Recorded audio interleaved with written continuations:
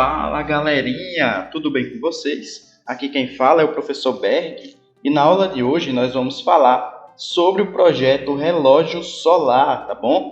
Projeto aí do livro de vocês que está na página 55, certo, gente? Nesse projeto nós vamos entender aí como surgiram os primeiros relógios solares, tá? Vamos entender aí como é que eles funcionavam, quem fez a descoberta aí do relógio solar, tá bom? E vamos aí também fazer a atividade, tá bom? Que eu vou explicar para vocês melhor um pouco mais na frente, tá certo? Então, bora lá! Então, galerinha, eu vou fazer a leitura do texto aí do projeto, tá? Do relógio solar. Vou explicando algumas coisas para vocês, tá bom? E aí depois eu explico como é que vai ser a atividade, tá certo? Bora lá começar a leitura, tá bom? Projeto Relógio Solar está na página 55, tá bom? Bora lá! Os homens, ao longo dos séculos, sentiram a necessidade de medir o tempo para se organizar socialmente. Essa foi uma condição unicamente humana, porque nem os animais e nem as plantas têm a necessidade de contar as horas, apenas reconhecem o tempo como o dia e a noite, tá? Então já está falando aí, ó, que o relógio, no caso aí, desde a antiguidade, o homem ele precisou de algum instrumento, de algum mecanismo para medir o tempo, tá certo?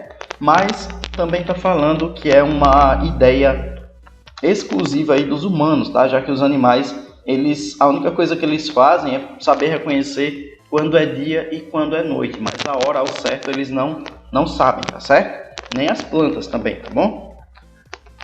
Aí, continuando na leitura, o registro mais antigo da contagem e divisão do tempo é datado de 3.500 anos antes de Cristo, há mais de 5.000 anos, tá certo? Já passou pela sua cabeça que uma simples e natural sombra poderia servir como ponteiro de um relógio desses? Isso mesmo, o histórico relógio solar tem seus ponteiros formados por sombras sobre uma superfície, que pode ser na areia, no jardim, sobre pedrinhas e etc. Desde que a superfície seja plana, ou seja, pessoal, na antiguidade, eles construíam uma estrutura que fazia sombra em cima de uma superfície, tá? Essa superfície poderia ser qualquer lugar, desde que fosse plano, desde que fosse liso, tá certo? E aí, ó, a sombra que o Sol fazia sobre essa superfície indicava qual era a hora aí, tá? Mais ou menos aqui como eu coloquei nessa imagem, tá certo? Na superfície, com uma estrutura no meio, e o Sol aqui fazia a sombra, tá? Para poder indicar aí que horas eram naquele momento, tá bom? E aí, continuando, ó, na verdade, o relógio solar é um método de medição do tempo, o qual observava a sucessão das horas por meio da visualização de como a luz solar incide na Terra mediante diferentes posições. Como eu falei para vocês, né? Dependendo do horário do dia, essa sombra que o Sol fazia aí sobre esse objeto iria mudar de lugar, tá certo? Cada vez que o Sol ia se movendo, por exemplo, ao meio-dia, que o Sol fica lá no alto, bem no alto mesmo. Então essa sombra já mudaria de posição. No finalzinho da tarde, a sombra já passaria a ter outra posição e assim por diante, tá? Dependendo aí da posição do Sol, a sombra também mudava, tá certo? No entanto, o relógio solar pode complicar um pouco, aumentando seu grau de dificuldade na leitura, quando é do tipo inclinado. Tá? Eu vou passar aqui para a próxima página e vou explicando melhor para vocês. Para facilitar a vida humana com a programação do trabalho, das atividades, dos compromissos, entre outros, o ser humano tem se organizado melhor com a utilização do relógio. Ele produz mais, vive melhor e estabelece regras de convivência social a partir das horas que contam ao dividir o tempo.